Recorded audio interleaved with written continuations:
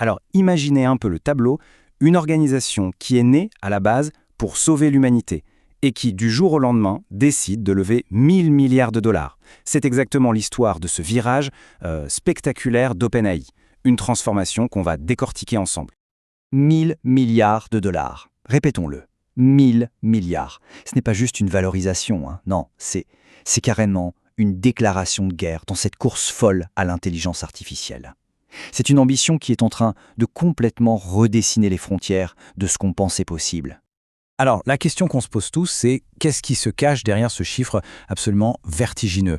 Est-ce que c'est finalement le prix à payer pour un avenir meilleur ou est-ce que c'est le signe d'une concentration de pouvoir sans précédent entre les mains d'une seule et unique entreprise?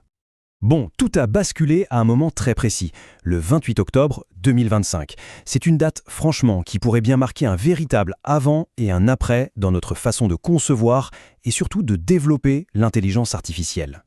En clair, ce qui se passe, c'est qu'OpenAI est en train de littéralement déchirer son acte de naissance. L'idéal de départ, vous savez, l'organisation à but non lucratif dédiée au bien de l'humanité, tout ça s'efface devant la réalité d'un titan technologique qui a besoin de capitaux monstrueux pour, disons-le, dominer le monde.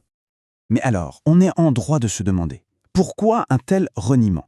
Pourquoi est-ce qu'on abandonne une mission aussi noble pour aller se jeter comme ça dans l'arène, totalement impitoyable et des marchés financiers?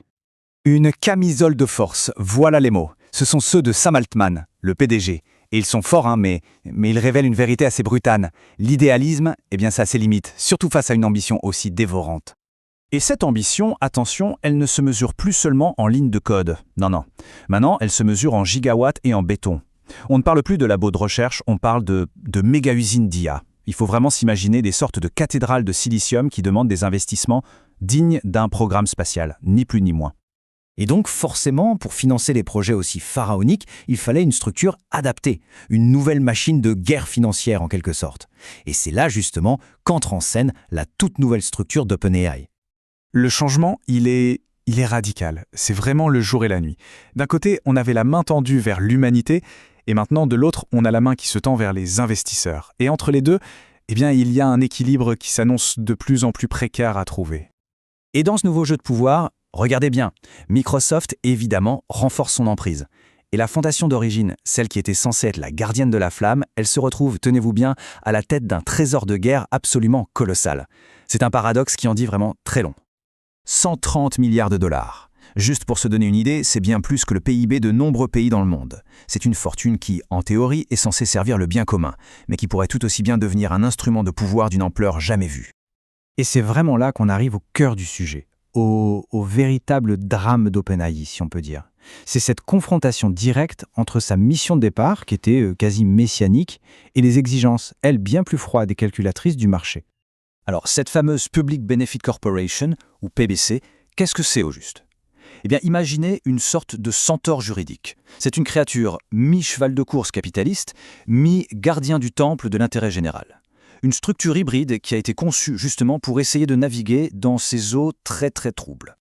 Mais la vraie question, elle est là. Est-ce qu'on peut vraiment servir deux maîtres à la fois? Comment est-ce qu'on arrive à concilier l'idéal de bénéficier à toute l'humanité avec, en face, la nécessité de générer des profits? Mais des profits astronomiques pour des actionnaires qui, par définition, en voudront toujours plus.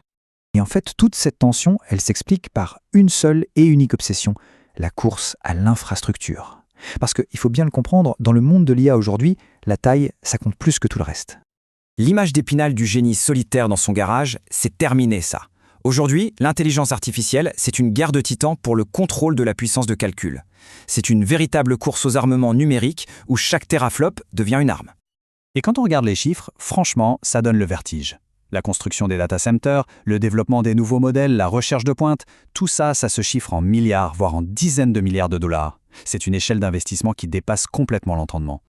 Alors, la question qui se pose est simple. Si le progrès a un prix aussi élevé, qui va finir par payer l'addition?